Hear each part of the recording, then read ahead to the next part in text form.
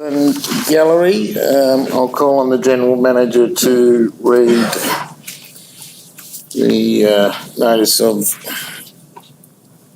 provisions for the meeting. Thanks, Ken. Thank you, Mayor. Thank you very much, Mr. Mayor. This meeting is being live streamed and or recorded for on-demand viewing by Council's website. Attendance at the meeting is to be taken as consent by a person to have their image and or voice being webcast. All speakers should refrain from making defamatory comments or releasing personal information about another individual without their consent. Council accepts no liability for any damage that may result from defamatory comments made by persons attending meetings. All liability will rest with the individual who made the comments. The meeting must not be recorded by others without written prior consent of Council in accordance with Council's Code of Meeting Practice. Councils and staff are obliged to declare conflicts of interest as required under the Local Government Act 1993 and Council's Code of Conduct. Councils are reminded of their oath of office whereby they declared and affirmed that they will undertake the duties of the office of councillor in the best interest of the people of Wentworth Shire and Wentworth Shire Council, and they will faithfully and impartially carry out the functions, powers, authorities and discretions vested in them under the Local Government Act or any other act to the best of their ability and judgment. Thank you. Thank you, Ken. I'll now ask you all to be upstanding for the acknowledgement of country and prayer. Thank you. I would like to pay my respect and acknowledge the traditional custodians of the land on which we are meeting and pay my respect to elders both past, present and future. We are thankful for this day and pray for guidance to fulfil our duties. May we be challenged to give our best always. Amen. Thank you.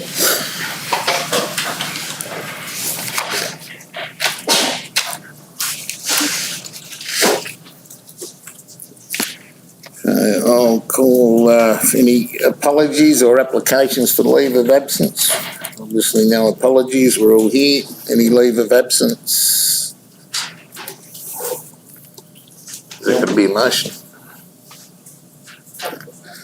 So there's nil. Any disclosures of interest? Councillor Nichols. God, I nearly said no. Page 151, 9.9, AF003. I have a insignificant pecuniary interest insofar as I am a paying fee member of the Wentworth Bowling Club, and there are pictures of me in there winning last year. Well done, Councillor. Councillor Hayward. Yeah, I have a pecuniary interest in 9.9. Reason, Councillor. Your reason, please. President of Fishing Club. Okay, thank you. Don't need to be moved, do not. No. Thank you. Okay, minutes of ordinary meeting held on the 31st of January. Can I have a mover and a seconder? Move Councillor Rotter, seconder Councillor Linklater. Any discussion? All in favour? Carried. When are we going into that? Move that someone goes in to go before. Okay. So we do have a couple of speakers for and against a couple of items on the agenda tonight. So I'll ask for a mover to go into an open forum. Councillor Chris, seconder Councillor Rotter. All in favour? Carried. The first item is item 9.15, the proposed service station 83 to 89 Hendy Road. First speaker will be speaking for it is Andrew Casper. He's here. Page 293. What is it? On page 293, councillors. Thank you. I'll just remind all speakers under the rules you have.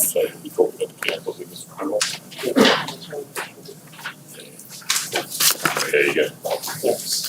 You have, as a reminder to everyone, you have 3 minutes to make your presentation. So, good evening, Mayor and Councillors. Thank you for the opportunity to speak in relation to the proposed OTR service station. Before addressing the reasons for refusal, I'd like to request that this matter be tabled for later consideration and decision by council. We say that the assessment report doesn't give councillors a fair and balanced view of the merits. Full detail is in a letter we sent, which I understand is before councillors.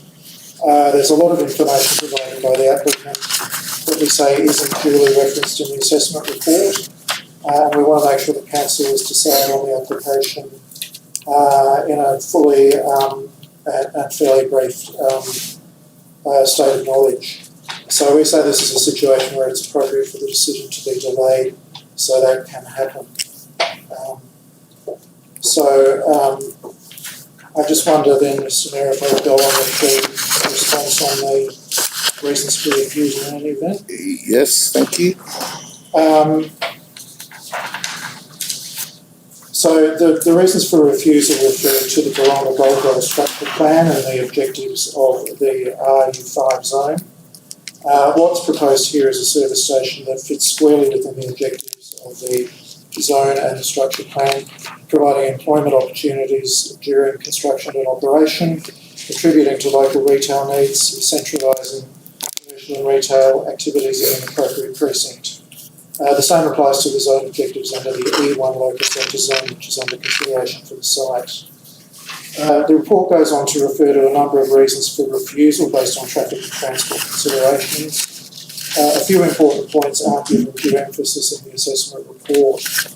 The applicant organised a meeting in May last year involving both Council and Transport for New South Wales. One of the outcomes from the meeting was a clear understanding that the proposal would be revised to exclude vehicles larger than a 26-metre B-double combination.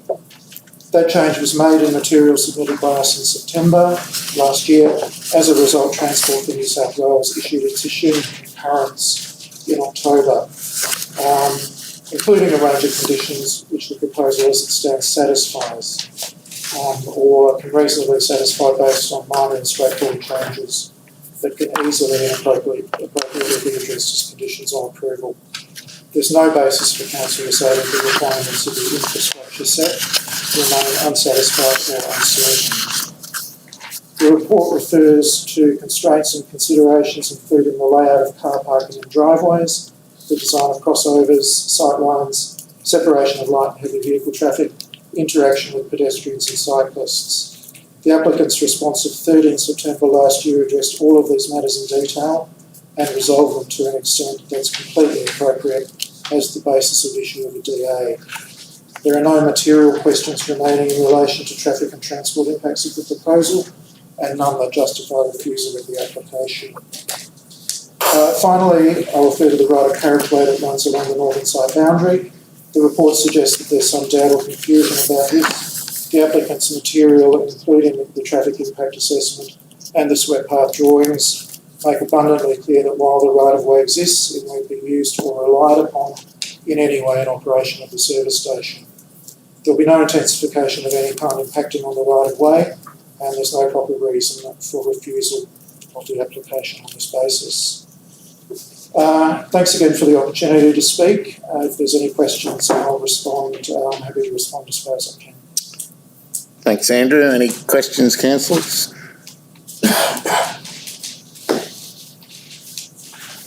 All quiet. Thank you very much. I probably just have one. In reading all the documentation, it is extensive. The application was made under the as a service station. Yes. But there seems to be a bit of a crossover between service station and highway service facilities. There is.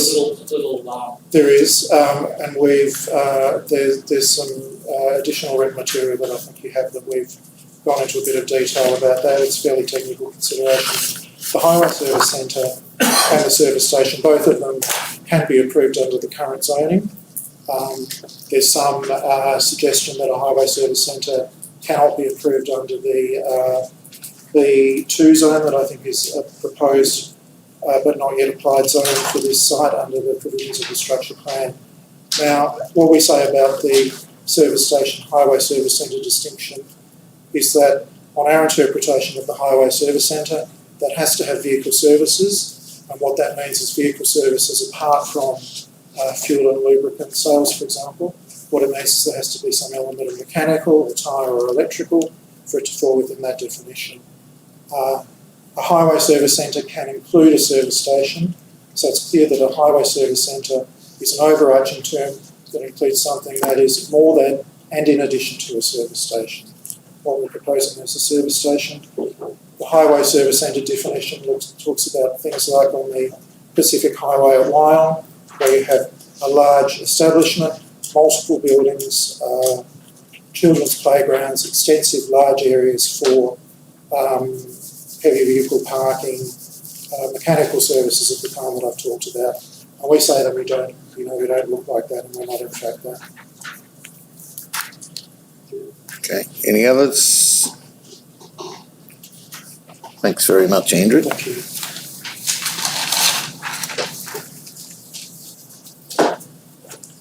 So I'll now ask Mr. Keith Thompson to speak against. Thanks, Keith. My name's Keith Thompson and I live at 5 Summer Drive, Baronga in the Melaleuca Heights estate. And I oppose this development along the lines of a pedestrian, people with prams, mobility devices, etc. in respect to the access to the new Midway Market and or the service station that exists there now. The way we've got to get there is down Melaleuca, turn left into Hendy Road, which is all rough country, traverse along to about 50 metres to a concrete block, and then if we want to cross over to the Hendy Road service road to access either the post office or the open space at the reserve, we've now got to cross 3 lanes of traffic, which is 2 lanes on the highway plus the right-hand turn into Melaleuca going west. With this proposal, we will have to cross 4 lanes of traffic because the new proposed left-hand turn onto the proposed development. So makes it for extremely dangerous conditions with not only adults, but I've encouraged my grandkids to walk as well. So to cross that road there with 4 lanes of traffic and then is unacceptable. Again, if we were to go to the Midway Market, you've got to walk down Hendy or east on Hendy Road for another couple of 100 metres, and we will have to cross the new entry point and the new exit point with both cars and trucks coming out all the time. And then if we wanted to go to, I know there's no footpaths there now, and I think unless there's significant infrastructure put in place for pedestrians along that section, and not only for the proposed development, but for the existing developments as well, it's been lacking. So every development that goes ahead along that strip, there is nothing on the road reserve or catering for pedestrians, people with prams, mobility devices, etc. And it's going to be exacerbated with the new estates that are opening up at the Varapadio one there and the new Red Hill one, Foxstars. So when they're developed, the foot traffic there is going to be dramatically increased. So my point is we need infrastructure with this development if it went ahead, but if it doesn't, if that infrastructure is not put into place, you risk danger, injury and danger to all pedestrians. All right, now I'm just talking about a pedestrian, not traffic or anything like that, and I thank you very much for your time and allow me to speak. Thanks, Mr. Mayor. Thanks, Keith. Any questions? For Mr. Thompson? No, thank you very much. Thank you, Keith. And that next speaker on the same item is Mr. James Goldsworthy. Thanks, James.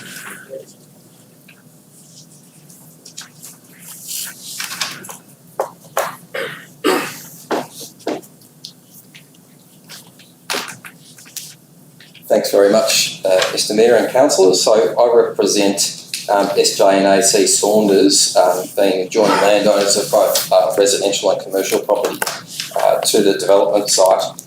And just prior to commencing what I formally have to say, I can implore council to make a decision on this matter. It's been going for 4 or 5 years. There was a previous application that had been to the Land Environment Court, for which my client had been involved in, and presented at the Land Environment Court, for which they did not support the proposal and chose to confirm council's decision to refuse the proposal. In relation to the Highway Service Centre, I support, or we support, the officer's assessment of the proposal and sort of take issue, I suppose, with the inference that there needs to be car servicing or the like. And if you read on page 521 of the council officer's report, where there is the definition, it says that it may include, it doesn't say it must include any of the items listed there, being restaurant, cafe, takeaway food, premises, service station for emergency vehicles, parking of vehicles and restrooms. So it's something that it may include. So we say that it is in fact a highway service centre, and we support the officer's recommendation and comment in relation to that. First of all, in relation to the proposal, we say that it really is incomplete, and this was in our objection, in that it doesn't include the adjoining land where there is the easement, where that will be relied upon, because there is vehicle connection that is, between my client's land and the land where the proposal is sought after. Where there is that easement, it will provide for the intensification of that easement, and we've provided legal advice from Bills Oakley lawyers in Sydney, to council, who confer with that position. So really, like, the application, I suppose, can't get past first base in that regard, and it fails. Having said that, even if council did believe that the application can continue, we've also engaged Traffics from Sydney, which undertook a peer assessment of the traffic-related matters of the proposal. And once again, Traffics have come to the conclusion that it's not an appropriate development from a traffic safety point of view. So it's the safety issue, both on-site and the connection to the main road there. Despite what other reports have said that are supporting the application, Traffics have taken that position and given detailed reasons within their assessment. There are quite a number of other sort of reasons, I suppose, that we've stated that the proposal fails, and they are really sort of offshoots of that. They relate to the interaction within the site, the fact that there is significant level differences and there won't be opportunity for storm water retention on the site. There's also a council main infrastructure, which I believe to be a water main in front, which will limit the levels of the site at the front, which have been encountered on adjoining land parcels, which will mean really that the trucks going into and out of the site just really won't be able to undertake that navigation that's required, and the grade difference, I suppose, from an engineering point of view.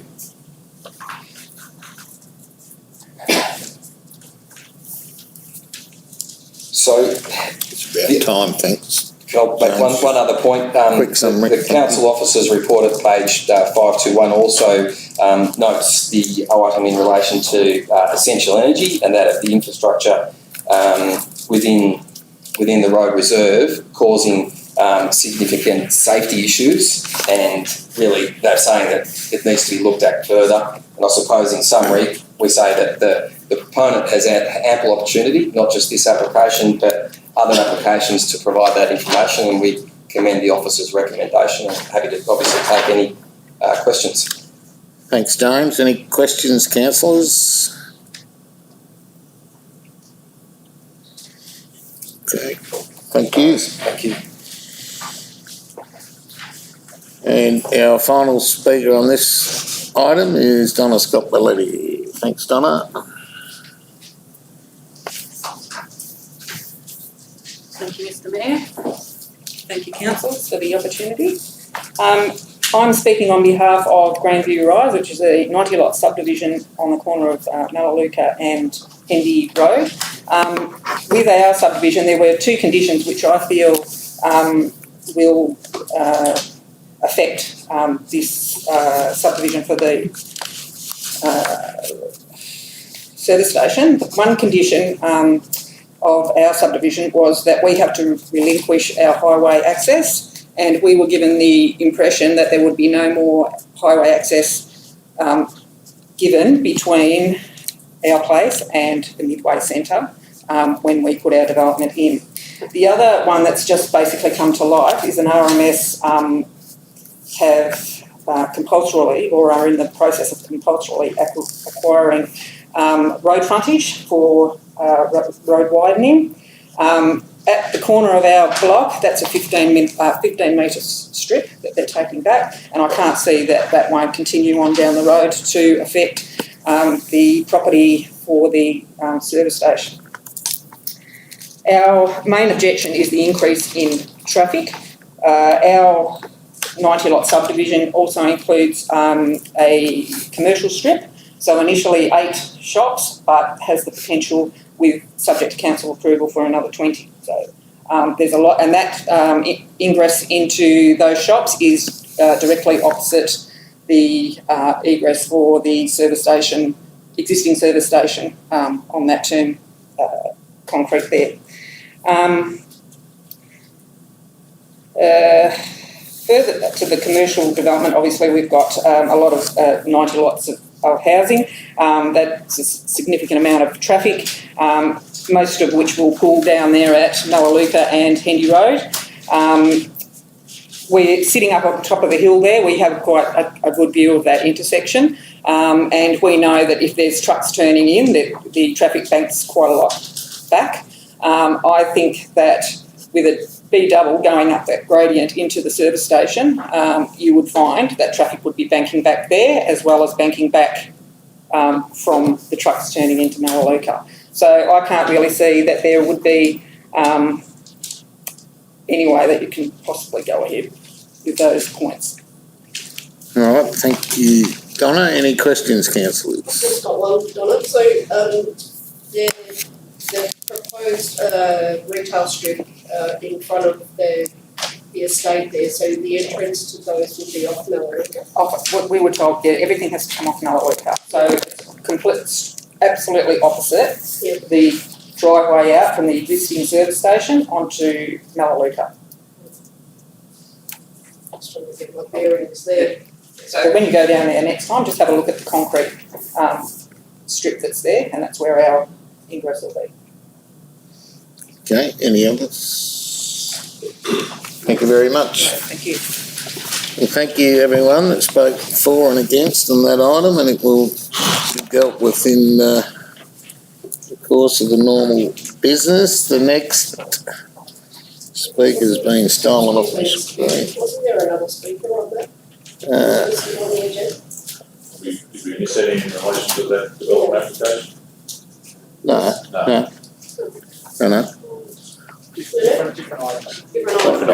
Different item, sorry. This is the one we're going on to. Right. So the next one is item number 9.16, which is on page 532. It's in relation to a concept development application for a marina-style resort and hotel, and we have one speaker against that, and is it Lynette and Rodney, or just Lynette? Fable, welcome. Thank you. Thank you, Mr Mayor. Thanks for allowing us, inviting us to speak tonight. We are the neighbours of this concept. We live at 8 River Drive, Baronga. Now, this is a project that I think is going to take many, many years, and I know it's only a concept, that's why I thought we would come in early. The gateway to the Outback. Our objections are based on the impact this current development plan will have on surrounding residents, better take my mask off, surrounding residents, the riverfront natural environment and the cultural livelihood of Baronga and Golgol area. The development concepts and structure are completely unfeasible. It is out of character with its surroundings, which is made up of residential walkways, recreational areas and low-rise buildings. It does not complement the natural environment and the village surroundings.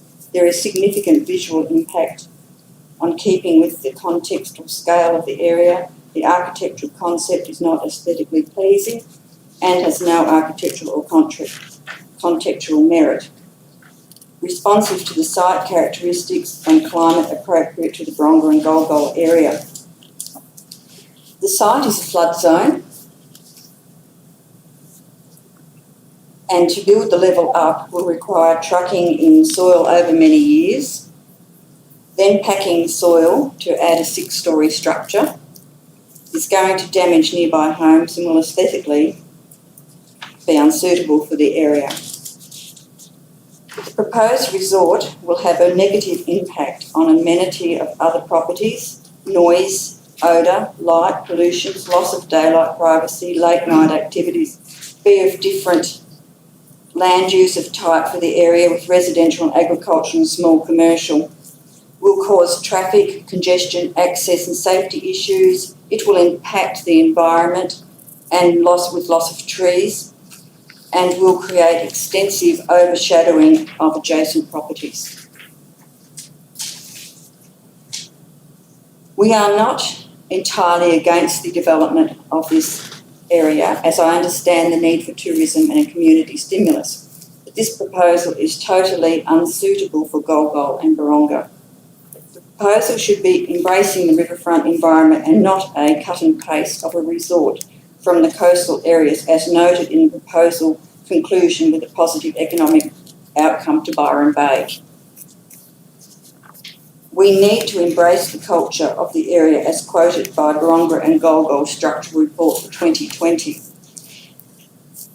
The villages of Baronga and Golgol offer an environmentally sustainable place where people can come and to retreat and enjoy the waterfront. It is also important to consider adjacent properties which host a popular B&B, where many tourists come from cities for a short stay, long stays, and to escape and enjoy the community activities. They would not appreciate being overshadowed by a 30-metre concrete jungle. It is also, a marina is not what is offensive.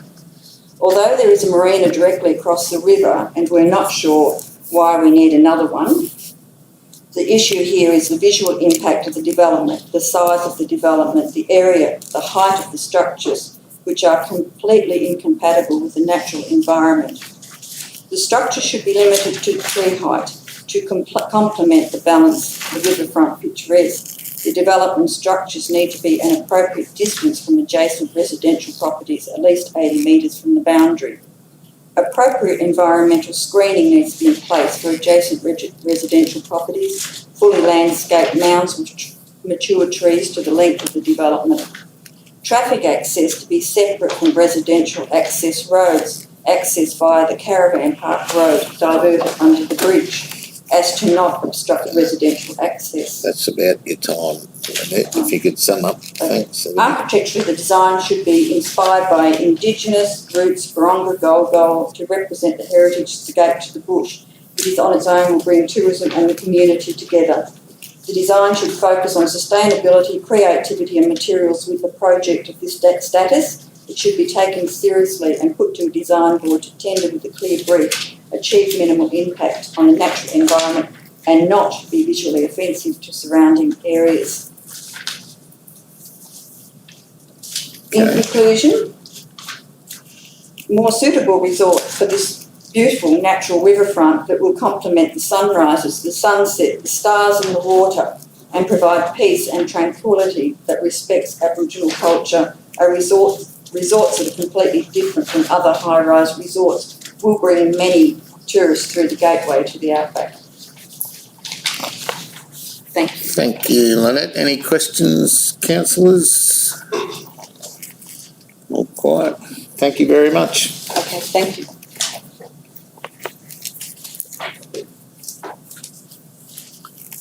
Do we need to move to go back?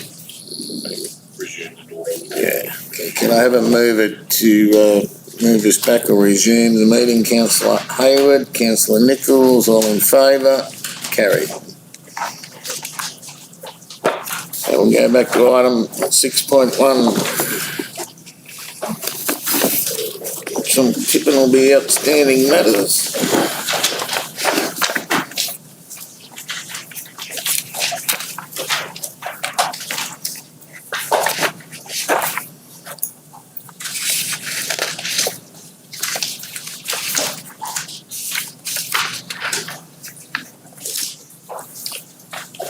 Outstanding matters, on page 40, councillors.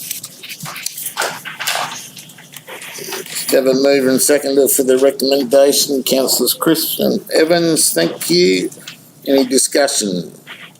Councillor Crisp. Item 10.1, which is concerning the works being done by Public Works and DPIE around the Gol water supply. I note the response, but it doesn't tell us when. I see they've escalated it, but do we have any idea when? In speaking with Director Jeff Gunn yesterday, he's of the opinion that he's taken the approach that he'll prioritise some scenarios for Bronca and Golgol now with the draft report to be tabled in late March. So he's trying to make things happen as specific to Bronca and Golgol now as a separate issue. And the draft report will be available to us in late March. So that's where he's at with that one I asked him yesterday. Thank you. Okay, any others? All in favour? Carried.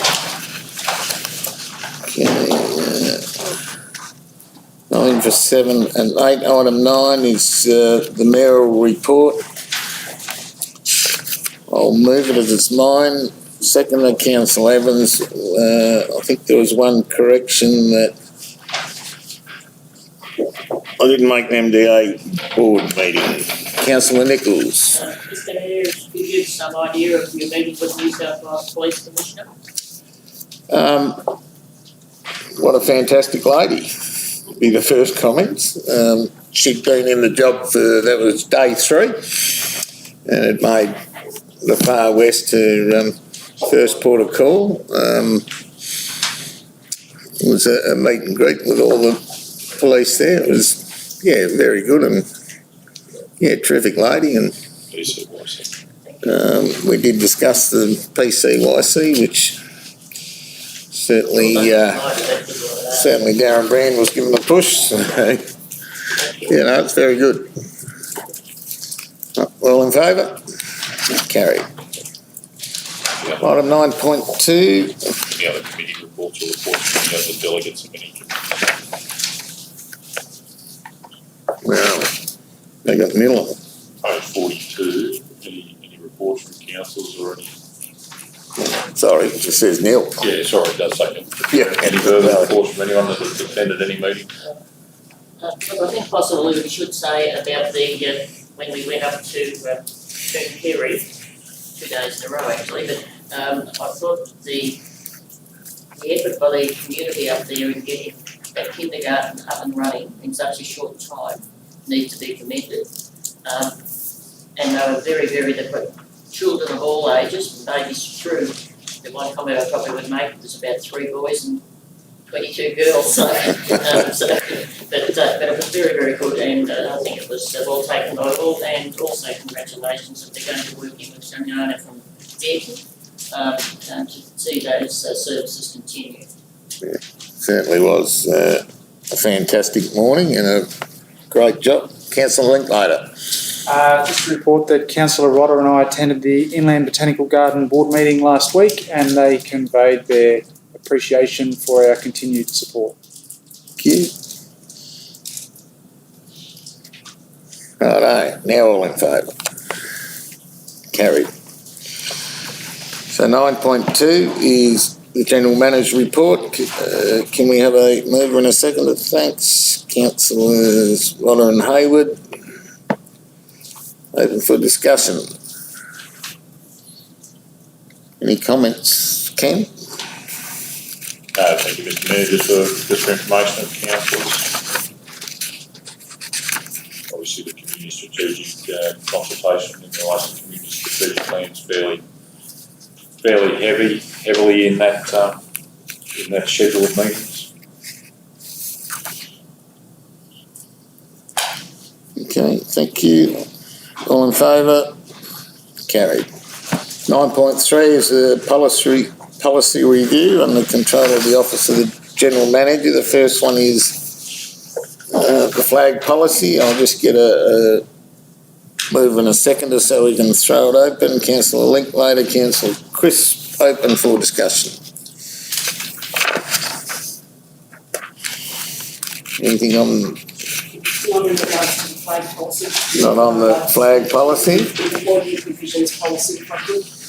Okay, any discussion? So we're talking about A, B and C, obviously, which will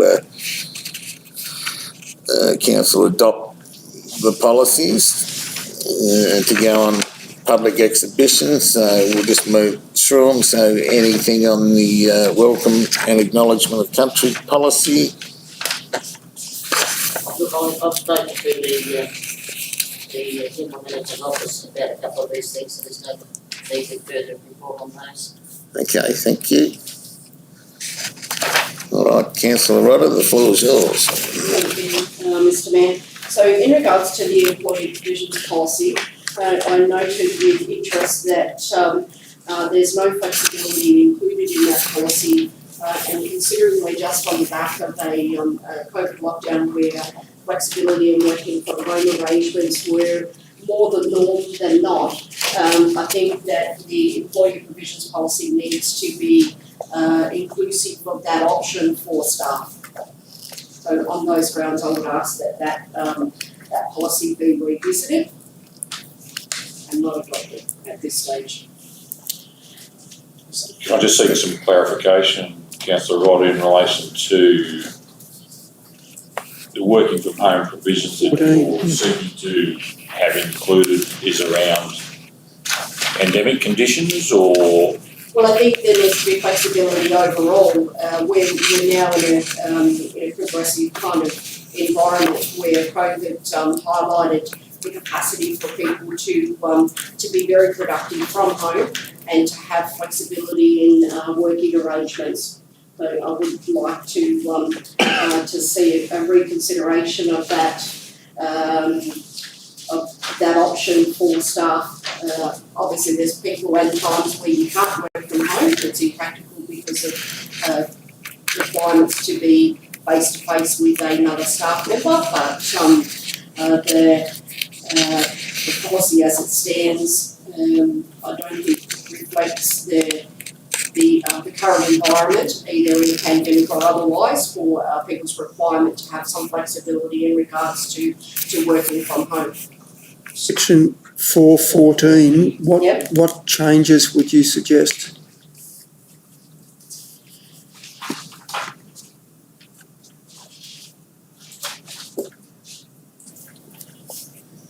So that is quite an onerous requirement, and yes, people do need to be able to achieve at home.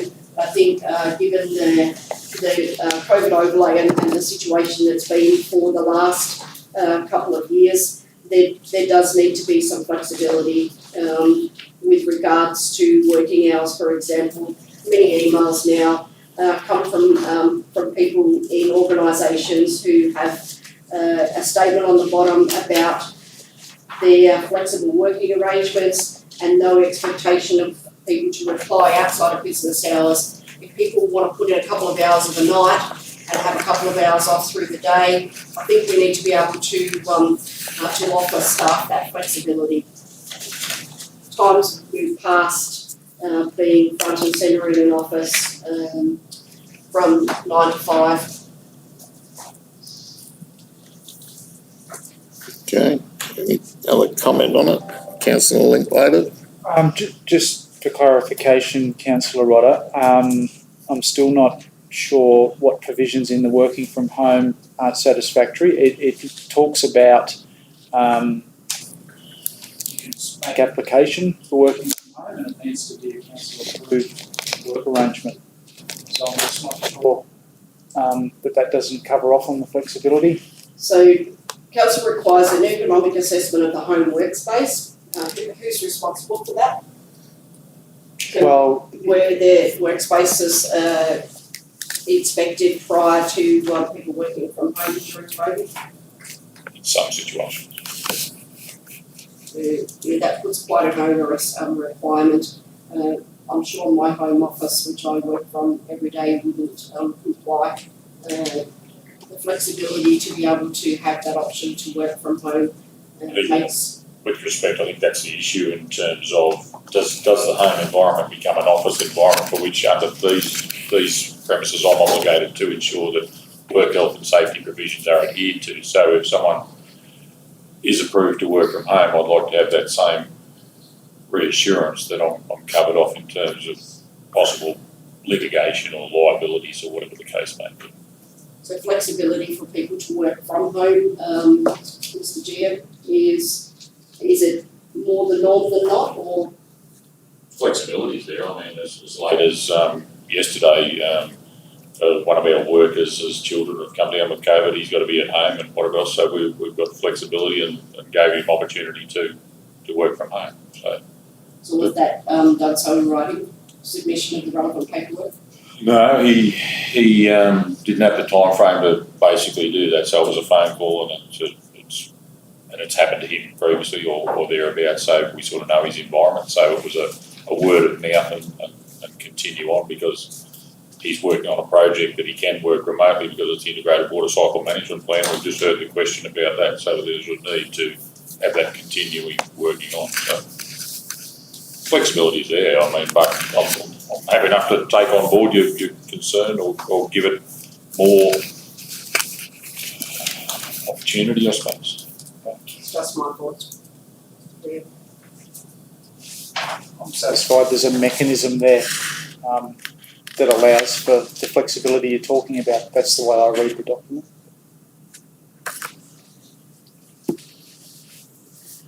And over COVID, I think you've had a lot of people working from home. Yeah, we did. I mean, it was.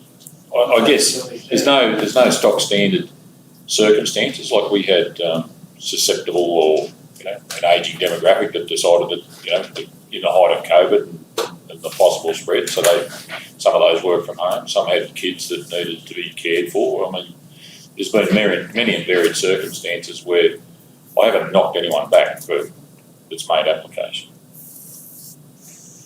Well, obviously, there has to be some control around working from home, setting up that process. And I believe section 414 gives the manager and personnel manager the mechanism to enable that. Certainly, that's the way it was crafted or structured. I mean, if we've missed the mark, we've just got to embellish that or make it. So our choices is that the recommendation is for the three, which is moved and seconded by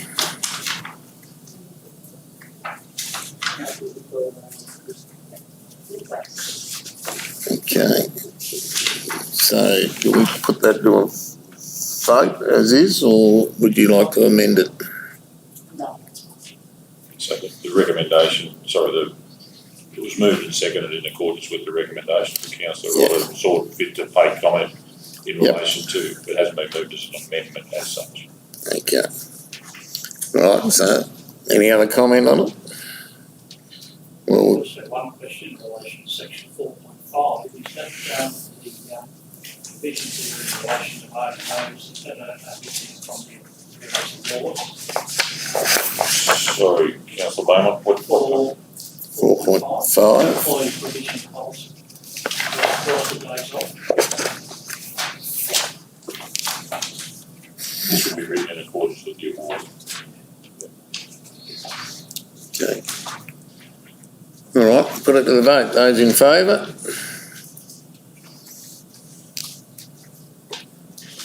Carried. Those against? Would you like that recorded? Yeah. Okay. Thank you. All right, 9.4 is the monthly investment report. Recommendation there to note the report. Moved Councillor Nichols, seconded Councillor Linklater. Any discussion? Councillor Nichols. Through you, Mr Mayor, or through the General Manager to the Manager of Finance, Director of Finance. As you know, I've looked for years about how much interest we get on and so forth. I noticed that the majority of our term deposits in there are invested for 6 to 12 months. Those in between, I think there's only one that's shorter. At this stage, would we not be better to anything that comes up to put it short term, as interest rates are proposed to be raised later in the year? We may gain a fraction better interest rate. Just to go from 7,000 where we were around 70,000 2 years ago is a bit shocking, actually. And we do constantly monitor what the interest rates are doing, so if there is a positive direction with interest rates, then we do adjust our investment strategy accordingly. So at the time that a lot of these investments were renewed or put in place, those longer term interest rates were better rates, and as those investments mature, we'll assess what the market's doing at that particular point in time, and if there's been an improvement in the interest rates to say 3 months or 6 months, we'll put some more on those shorter term ones to take advantage of that. But my experience with how the interest rates tend to work is that if the 3 to 6 month ones go up, the 9 to 12 month ones will also improve as well. So what we were possibly getting previously at 0.5 or 0.6 for a long-term one, we might get 0.8 or 0.9. So they all tend to go up in correlation with each other. But yeah, we're always constantly reviewing the market and assessing the market when term deposits come up to maturity. Thank you. Okay, any other questions? All those in favour? Carried. 9.5 is the monthly finance report. Move in a second, Councillor Hayward, seconded Councillor Evans. Open for discussion. Can I ask a question, please? Certainly. On page 115, there's a date, the one that's under the debtors, maintenance of Mildura Weir. How does that involve Wentworth Shire Council? The lease is with us, and there's a provision within the lease claim, their lease for the Ron Boatman, that if there is maintenance done on the rear which reduces the level of the vehicle and people can't access their houseboats, that there's provisions within the lease to reduce their lease requirement. We don't know anywhere. It's all about the pool level and how many customers you can have. It is. Got too much water. It is more exciting. We don't want another weir of it. Thank you. Anything else? Not interested in the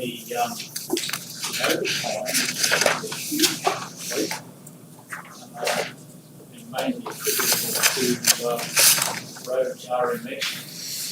That's recovered from RMS, so It's a highway, yeah. it's a highway construction job out the Sturt Highway, but we work through the weekends to keep the project going, and it's reimbursed. It's a government contract. Any others? All in favour? Carried. And 9.6 is the policy review. There's a recommendation there around the hardship policy, the debt recovery policy, use of information and communications devices policy, internal reporting policy and the complaint management policy. Recommendation is that the council adopts those. Can I have a mover? Councillor Rodder, seconder Councillor Linklater. Any discussion?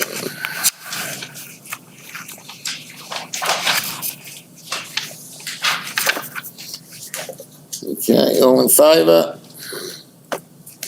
Carried. No one against? 9.7.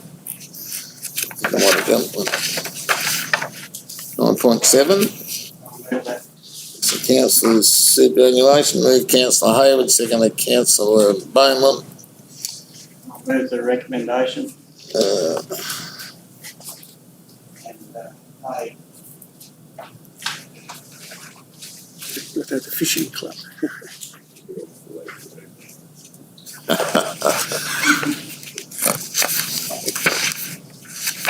Very good point. Is that a pecuniary interest?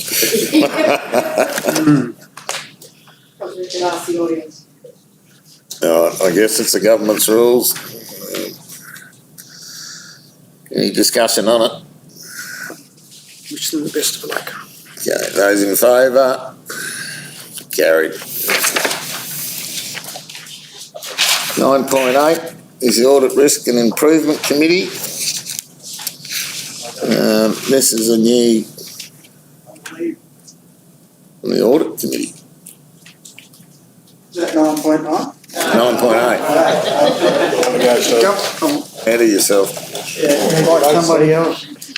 So this is the new committee to be formed by early June that will replace what we did have as our internal audit committee. And again, I think it comes under government legislation now, requirement that it'll be a standalone audit and risk improvement committee, and will exist of an independent chairperson, 2 independent members, and 1 non-voting councillor. So we've got to set the sitting fees.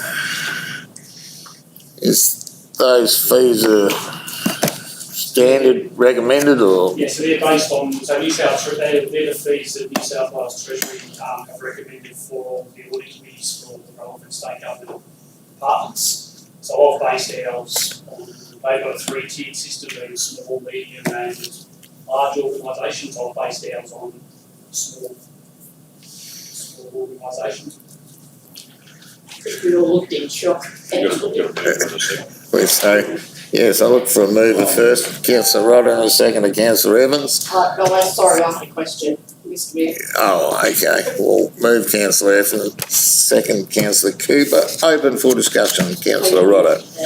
Mr Mayor, so do we have any determination on the 1 non-voting councillor? Would that likely be the mayor, or if that can't be the mayor, has to be any other person but the mayor? So are they going to make a compensation to us for the cost of running this? Simon? I haven't seen anything. I'd be very surprised. 4 meetings a year. 4 meetings a year, and Minimum. interesting the chairperson gets more than the local councillor. Yes. Yeah, I'd like to speak against it. It takes it out of our hands. The I don't think we've got an option, to be honest. It's in the regulations. it's coming in the regulations under an act, so. the councillor should have voting rights. I think we need to put our disapproval to that the councillor doesn't have a vote. This is a mechanism brought in by the Office of Local Government to basically have a third party review of the way we undertake our operations, and not have a collusive council involvement in our certain processes of risk and audit and finances. Councillor Nichols. Yeah, Mr Mayor, as I said, I think when we looked at it, we all looked in shock, because if you look at the time the council puts in over a year, and to see that somebody's going to sit at a meeting for 4 meetings and surpass that figure, it is a bit of a shock. However, we don't have any choice, unfortunately. And I'm sure there'll be plenty of people in Australia who want to put their hand up to be on this committee. It's a committee that we have run a number of years in-house and run quite successfully. So we're damned if we do, we're damned if we don't. Unfortunately, we haven't got a choice, so, Is there any choice there in terms of remuneration? I mean, we could potentially set a lower fee if we want to. I'll just use that as the benchmark for what New South Wales Treasury have for their audit committees. Given the expectations of how they want the committee to operate, the actual chairperson of the committee is actually going to have a lot of responsibility and a lot of work to do. Not just when the meetings are being run, but also leading up to the meetings and setting the agenda for the meetings. They'll have to have a meeting with council at least once a year. There's a number of other things that the chairperson will have to do, and in setting that fee, we will want to get the most appropriate qualified people on the committee. It's the cost of what we're going to have to do to get those people. Through you, Mr Mayor, would it be possible to amend that amount so that it's actually lower than a sitting councillor? You can, and the discussions that Ken and I had were how do we come up with this figure, because there's not a lot of guidance out there. The original framework that the OLG put in actually had some guidance in there, but when they released sort of revised ones, they took those figures out. So the only sort of benchmark I could find was this document released by New South Wales Treasury for the state government audit committees. But ultimately, it's your decision as to the council as to how much you want to pay. I'm just giving you a guidance and a benchmark figure as to what we potentially could be paying. Councillor Bowman? The figures identified here, are they recommended by New South Wales Treasury as being applicable to tier 1? So there's two separate ones. There's tier 1, tier 2, tier 3 levels, which is how the OLG have classified the various shires, and we're classified as a tier 3 being the smallest. How New South Wales Treasury have set out their fees and their guidance on fees is they have a fee structure for what they deem small agencies, medium agencies and large agencies. So when I went and had a look at the definition of what they had as a small agency, we fit loosely within that definition. Also too, I took and both Ken and I sort of took the approach that if I put another fee up there and then you guys asked me a question, well, how did we come up with that figure? And we just said, well, we just plucked it out of thin air. It's not really going to look overly professional either. This has got some methodology to it. So there is a little bit, I was trying to put a bit of methodology as to how we came up with the figure. But ultimately, at the end of it, if you decide that you think we want to pay less than that, then we'll adjust those figures accordingly and go from there. Is there an option there to perhaps propose something less than an ability to negotiate?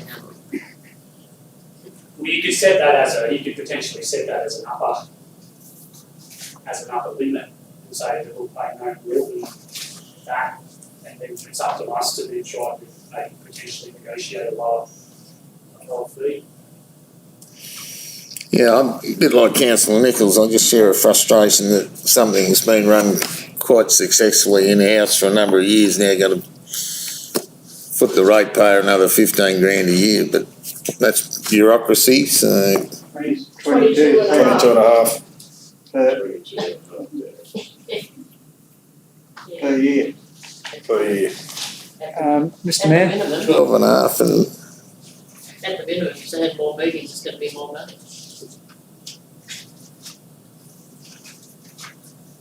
Oh, per meeting, sorry, yeah. Yeah, it's even worse, and it's not 15, it's 20 odd. So. Anyway, there's a recommendation there. Mr. Mayor, can I just go for Sorry, a comment? What's asked on the question? The ARIC, this ARIC is set up for Wentworth Shire Council only. So the chairperson that's their only position, or is it an independent position where they could go and track down other? Could sit on half a dozen, or wouldn't be a bad role, would it? They could go to any number of them. Obviously, in our region, they could possibly access 2 or 3. Yeah. 4, yeah. So that, and also I notice here that the non-voting councillor member is an optional. So that's We don't have to have you don't have to have a non-voting member.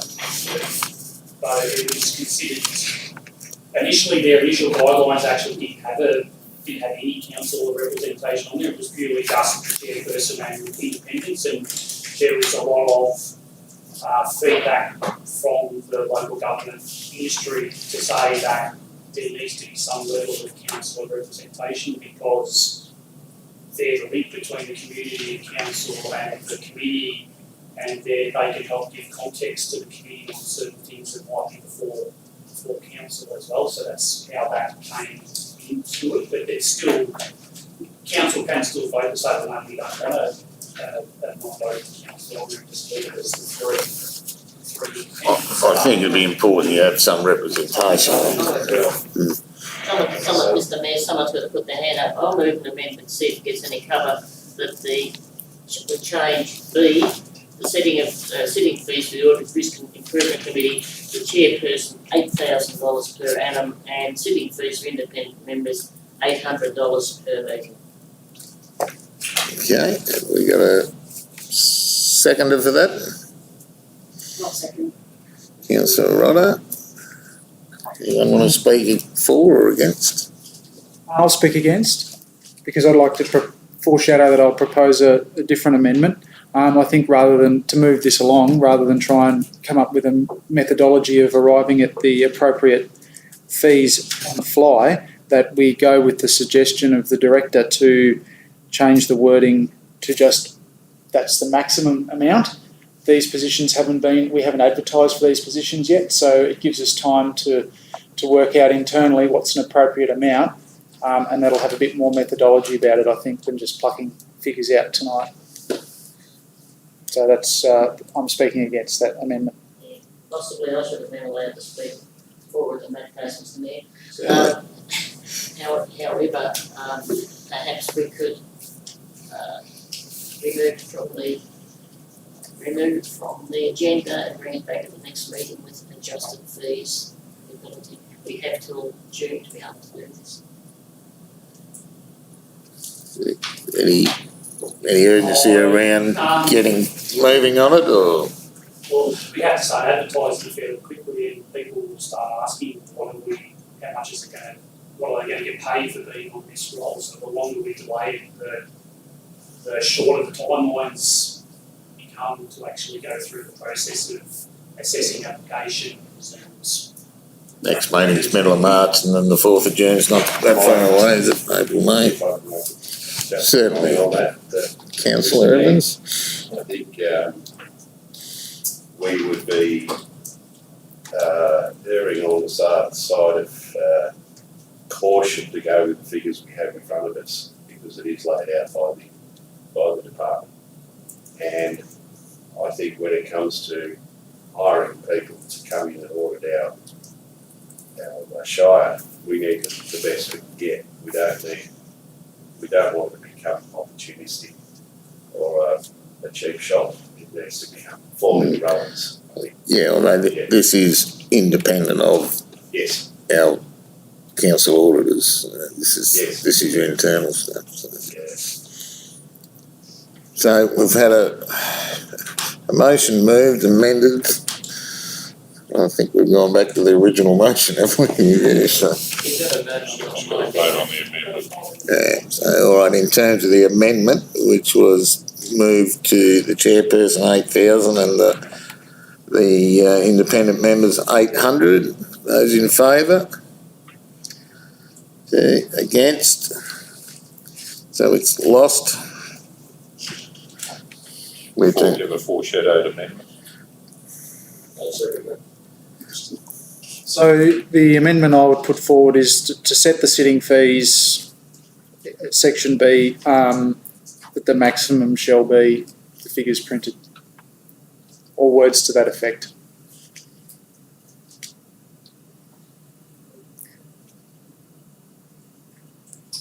I think that allows us sufficient wriggle room to review, but come up with some numbers with a rationale behind it. Under normal recruitment advertising, we saw it based on experience, knowledge and skills and whatever else. So I guess we set a band and level for recruitment of a position, so it's similar to that. All right, so that's Foreshadowed amendment moved by councillor Linklater, seconded by councillor Cooper. Those in favour? That's carried. Okay, now 9.9, councillor Hayward, you're going. Councillor Nichols, are you going? Not a problem. You haven't got a knife in your hand or anything, have you?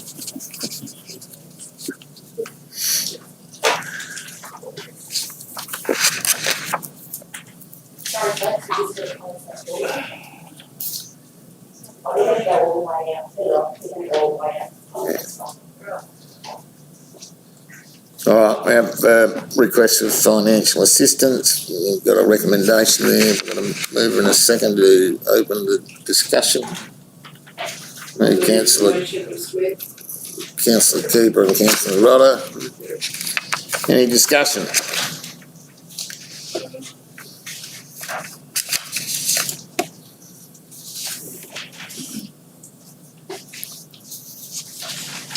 So, I have a question or point of clarification. In the documentation provided by Wentworth District Rowing Club, they have funds available of $67,080. Already received $4,750 this year. It's last year, isn't it? The 4,700 is the 2021 year, last financial year. Yeah. I think this is an annual Easter one that They put in the same amount every year, which I think we're pretty sure we've always supported, but in the last couple of years, all the events have been on the basis that the event actually occurred because there was a lot of cancellations because of the COVID. Do we, as a Shire, request any feedback in relation to economic benefit to the Shire? Well, I don't know if we actually requested, but from experiencing the event, it brings a lot of people to the district. It brings a lot of people into the town. I'm wondering though, when we're providing sponsorship or funds to run events, I think as the Shire, we should be requesting some report in relation to some benefit, some economic benefit to the Shire. Very easy to put the application in next year's feedback. Yeah, well, don't see any harm in that. Excuse me, through there, is there an equitable process, Mr. GM? Hasn't been to date in some of these, no. It's basically a gift or a contribution or a donation, and we do that on the basis of assessment, which formulates this report, and then from there, that's a gift. We've got a budgeted figure annually in for that donations, contributions and grants. So. Just further to that, Mr. Mayor, the amounts that have been awarded are fairly minor, to be honest. It's not like they're... Yeah, and they're annual events for the town or whatever town they may be in the council, and we generally support them all. So, I agree with Councillor Beaumont. A bit of feedback would be nice to hear that. We do provide large sums to other yes, certainly. Yeah. Yep. Yes, of course. Experience with this has been that you'll generally get a race will be sponsored by the Wentworth Council or any other sponsor. Sometimes a race club. Yeah, and if there happens to be a councillor present, you'll probably get a chance to present something. Yeah. All good. Right, all in favour? Carried. Bring them back in.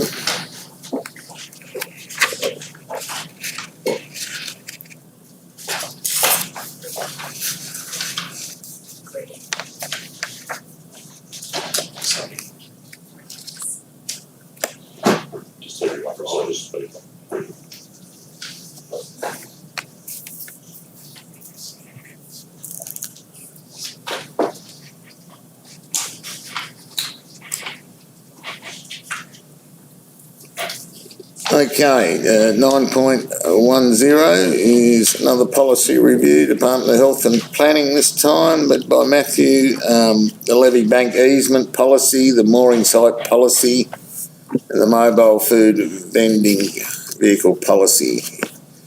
Go out to public exhibition.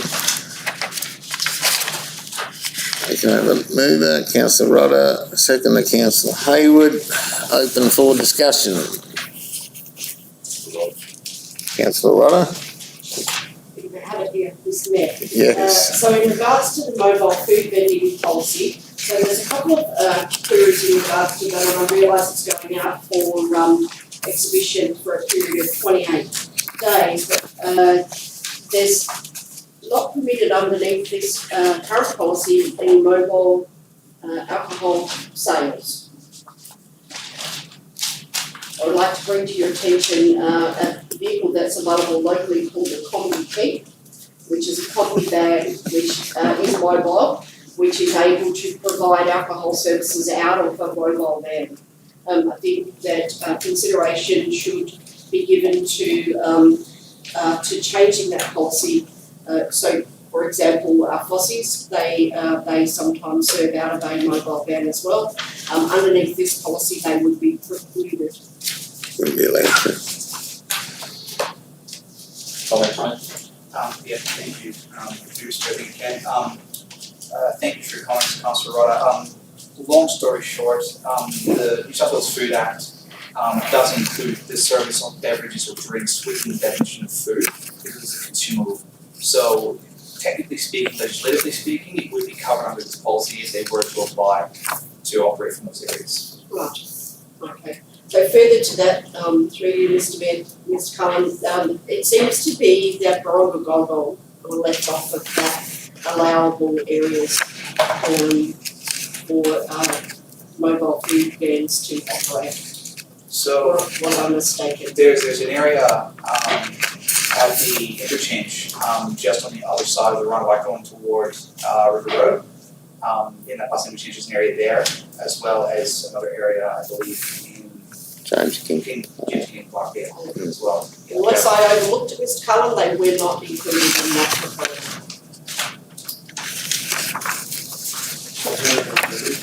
Yeah, I don't think they're in the mapping list. That might have been an error when I was putting it together, and I may have put together the wrong so it can certainly be, they are there, they should have been included, so I do apologise for that. And just to clarify, the points, the locations, Matthew, so you're saying the Rose Garden on the Silver City Highway, just this side of the Baronga roundabout, and James King Park is allocated to the side as well, is that correct? Yes. Okay, so the public exhibition document will display those sites. Is that adequate? Okay, any further? Councillor Bowman? Mr. Mayor, so if there's an event being held similar to the Australia Day event at Junction Park, where there were multiple vehicles, does this policy cater for that situation? Matthew and I'll dovetail on this, so it's an event where the event is organised by an overarching organiser and they are in control and care for the provision of catering services or whatever else, so it's not an allocation where a one-off Jade goes down to the junction or Skaggs goes to Cool or whatever the case may be. This is an event like a show or something, so where anyone can buy into being a participant of that. And there can be multiple. Yeah, so most of those events are approved under some mechanism of planning, local government. There's a mechanism approved for those events, and under that approval, they're able to go and operate. Anyone can go and operate on that basis, whereas that's correct. Anything outside a temporary event, these locations in this policy are sort of for your normal traders to go correctly. In the Councillor Rodder's comments regarding the sale of alcohol, that would require lifting of our alcohol-free zones, or is that a delegated bid from the mayor? Is that delegated? No, the lifting of alcohol-free zones is a resolution of council based under the local government act. If it was to be, certain locations, so we've got zones for which alcohol is prohibited, and James King Park is not one of those, Junction is not one of those, Gower is not one of those, Showground is not one of those. Yep. Yeah, alcohol-free zones are pretty much an area around Dead Township and the Wharf here. And I don't think there's one at Barossa, is there? The wetlands might be an alcohol-free zone. Okay, any other questions in relation to any of those three policies? Good, those in favour? Carried. Okay, 9.11 is the LEP, the Gower Lagoon rezoning planning proposal. Recommendation there. Can I have a move and a seconder? Thank you. Councillor Beaumont, Councillor Linklater. Open for discussion.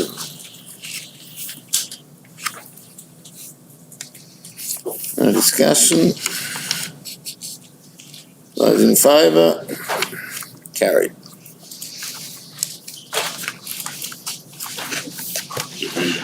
The division, those in favour, hands up. Everybody.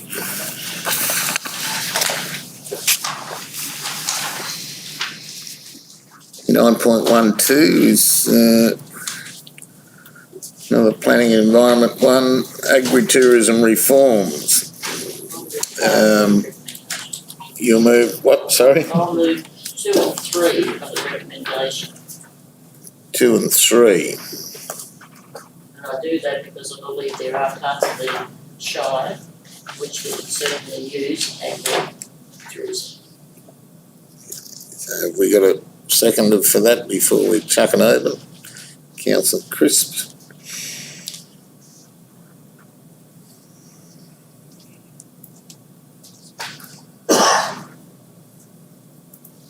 Okay, any discussion around that? So you're really only moving number 2, the third one's a...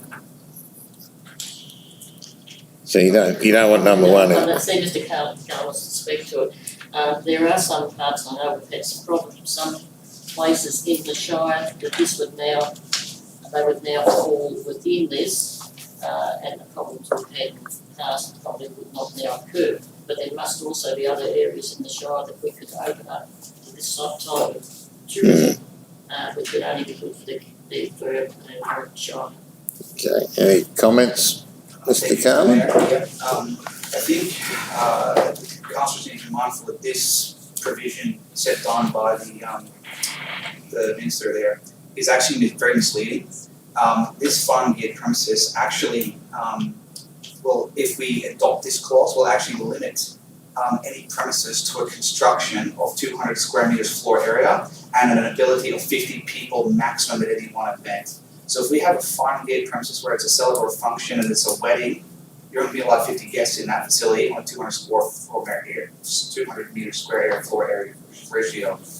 The other point of that is one of the things that we're doing that was previously presented to council is we're looking to relax the provisions in the RU1 zone under the rural land planning control document we have, the planning proposal we're preparing, and that the idea of that document is to open up the rural land space to allow agritourism, tourism, and a whole host of other things without these limitations or restrictions imposed by this order, by this proposed farm gate clause. So this is actually more restrictive than one might think on initial. Further to Matthew's comments, the gateway determination coming through for that visions to change in your rural zone come through yesterday.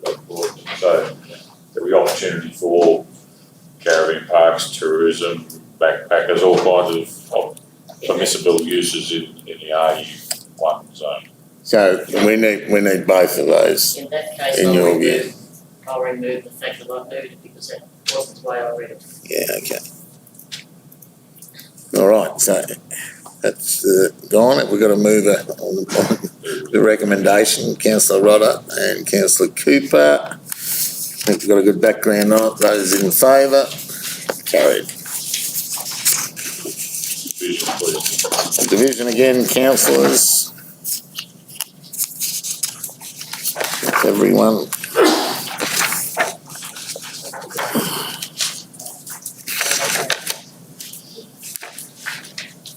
Yeah, we have.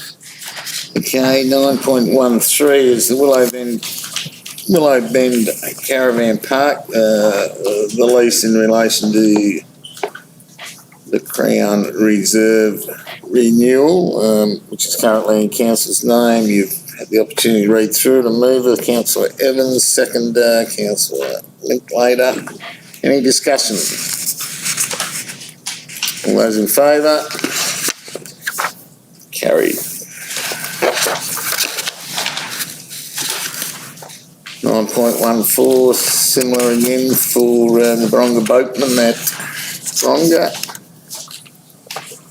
The mover, Councillor Beaumont, second, Councillor Crisp. Any discussion? All those in favour? Carried. Okay, 9.15 is in the proposed service station at 83 to 89 Hendy Road at Baronga. We've heard those speak for and against it. There's a recommendation there. Can I have a mover? Councillor Rodder, second to Councillor Hayward. Any discussion? Those in favour? Carried. Division, those in favour? Everyone, thank you.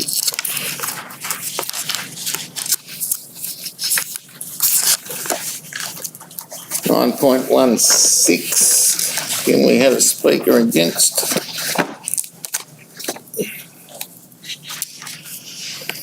Is a concept development application for a marina style resort and hotel at 4 and 6 River Drive, Baronga. There is a recommendation there. Can I have a mover? Councillor Hayward, second to Councillor Rodder. Any discussion? Probably just a comment, Mr. Mayor. And it comes to the first part there, which says the concept application does not authorise any work or subsequent development application required for all full operational improvements. So we're not allowing works at this stage. We're just No, and I think we've been quite clear on that in the discussions surrounding that. Is a concept only. It's not authorising any works. Any of those issues would come at a time that a DA for that thing would be presented to councils. Okay, any further discussion? All in favour? Carried. Division again. Carried, everyone. 9.17 is suspension of the alcohol-free zone around the Wentworth Rowing Club. Assuming that's for the Easter Carnival. Councillor Nichols moved, Councillor Rodder seconded. Any discussion? All those in favour? Carried. 9.18 is the delegated approvals. Recommendation there. Mover, Councillor Cooper. Secondly, Councillor Crisp. Any discussion? All in favour? Carried. 9.19. Oh, sorry, got a division on that one, so unanimous again. 9.19 is the projects and work update report. Councillor Nichols, Councillor Rodder. Discussion. Bearing in mind we haven't got chief engineer, have we? Yeah. Any questions out of it? Councillor Chris. A frivolous question. Good. What's the difference between a zebra crossing and a wombat crossing? One's got black and white stripes. Zebra. In my case, the other one's in the mirror. So the zebra crossing is flat with black and white Yanaki type stripes, zebra crossing, and a wombat's got a little hump. Little, have you driven over it? Only in less than required speed. Thank you. Thank you, Councillor Chris, for that question of clarification. Councillor Nichols. Yes, whoever's going to bring this stockpiling of 116,000 tonnes of locally sourced road base, going to be a big hole somewhere. Yeah, I mean, it is what it is, and that's what we need, and Someone's going to build a big dam. yeah. Very good. Councillor Beaumont. I'd just like to comment on the riverfront Arbitrary Display area. I think that's getting to be an absolute embarrassment. It's so long.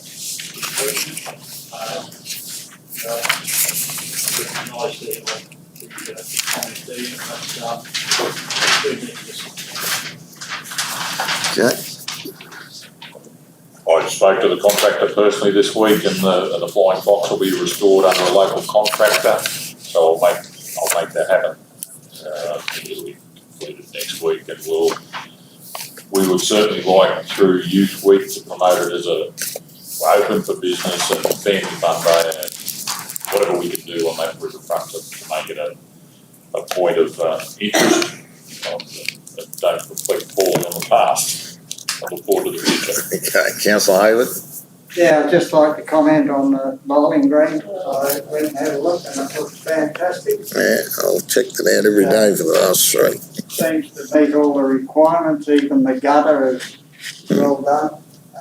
Shouldn't have any problems there now, hopefully, but when we see the bowls going down there, we'll Okay, anything else out of the works report? Through you, Mr Mayor, so I'd just like to offer congratulations to staff.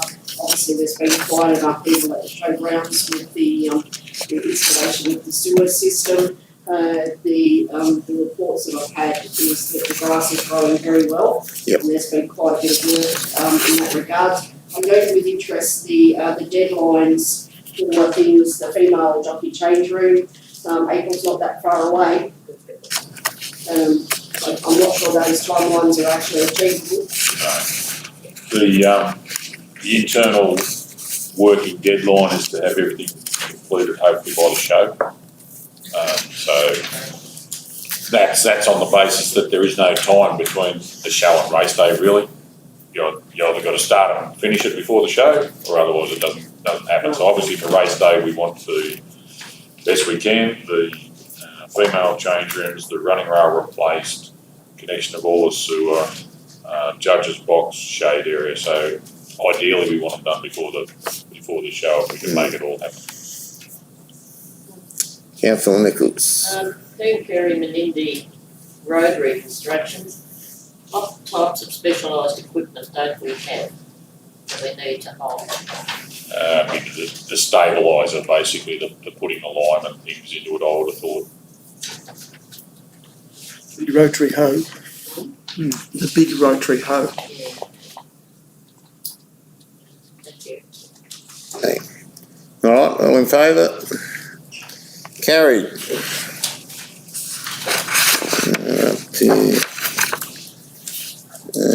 Notices and motions or questions with notice. I'll just go around the room. Councillor Nichols.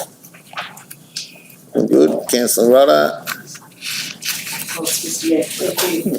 So in regards to one of the meetings that I attended as a council representative last week, I was privy at that meeting to a proposal for some new branding. So I would like to put it as a question on notice through you, Mr Mayor, for that proposal to come before councillors, please. Okay. Got that. Councillor Hayward. All good. Councillor Linklater. A couple of questions. Thank you, Mr Mayor. I had one for Director Gunn regarding the receipt of the integrated water management plan, but I think that's been dealt with earlier, so end of March, I think was the indication. Yeah, but on the basis that there'll be some specific scenario-based items for the Brommer and Golgol area, he sort of brought Brommer and Golgol to an earlier stage of it while the draft is still happening at the end of March. Tremendous, look forward to that. Second question to General Manager.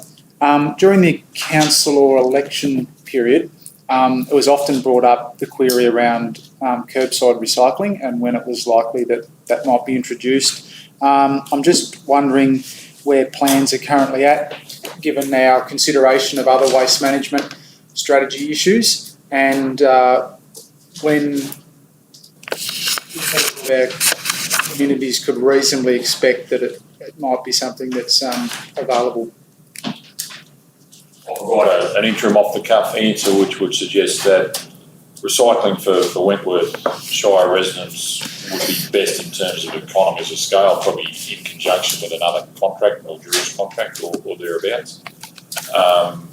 We broached the subject with Mildura Council only earlier on this week.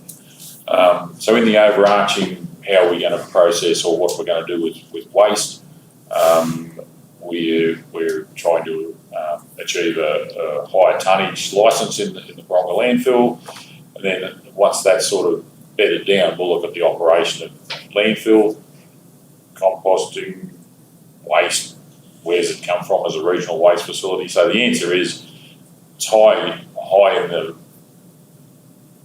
principles or high in the priorities of making it happen, but I think we've probably got to get some few more things bedded down and probably get some partnerships around contracts or who else will buy into it to make it achievable. But so the answer to that is Mildura contracts are up for review, I think within the next 18 months, 2 years.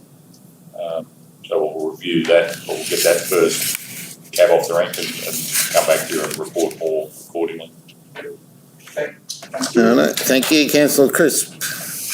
All good, Councillor Cooper. All good, Councillor Beaumont. Through the Mayor to General Manager, a query in relation to hiring of halls and the like.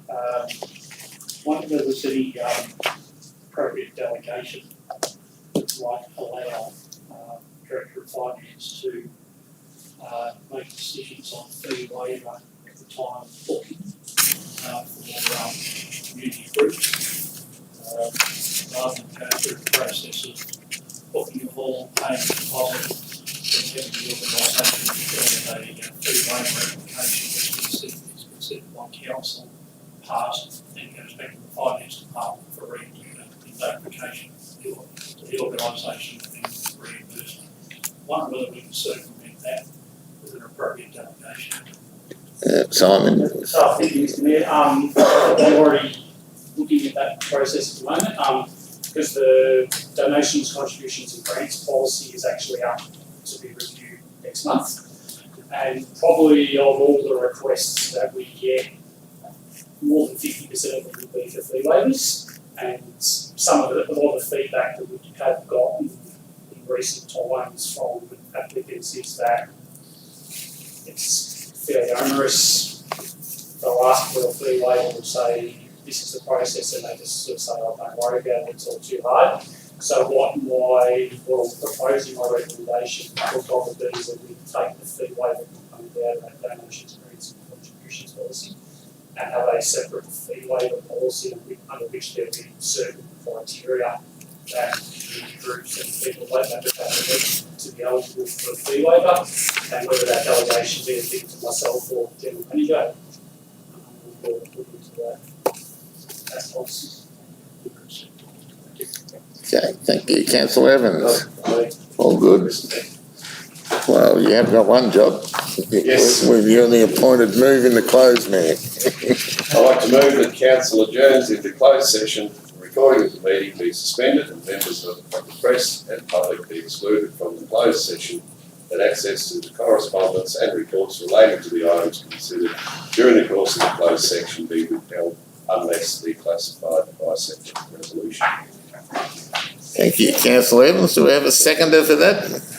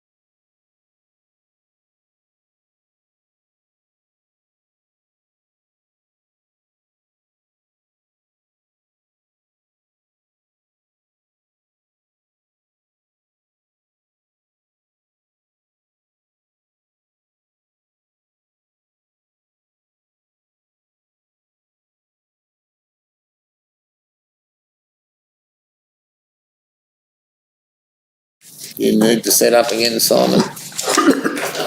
Open the door and see if is there anyone there? Thank you very much, Mr Mayor. I'd like to report that during the closed council business, that council resolved to approve a renewal of regular use agreement for a period of 20 months in line with the relevant options provided for each user.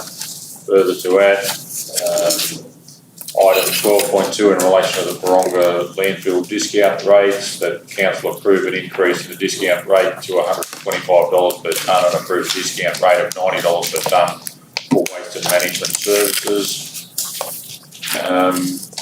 In relation to the Caribbean Park tender, that it was resolved that council authorised the general manager to enter into a negotiation with McMahon Service to do all the additional work in accordance with the original tender specification, and that the budget shortfall be funded via an extension to the already approved loan, with it being capped at $4,500,000. That the general manager and mayor, in consultation with the contractor, to resolve issues surrounding the best option to ensure the security and integrity of the council cabins, and council to be informed of the outcome. And further to that, the council also authorised the mayor and general manager to sign the contract documentation and affix the council seal. That concluded the business in the closed session of council. Thank you, Ken. Thank you, councillors. With that, we shall close the meeting and look forward to meeting again on the 16th of March. We're going to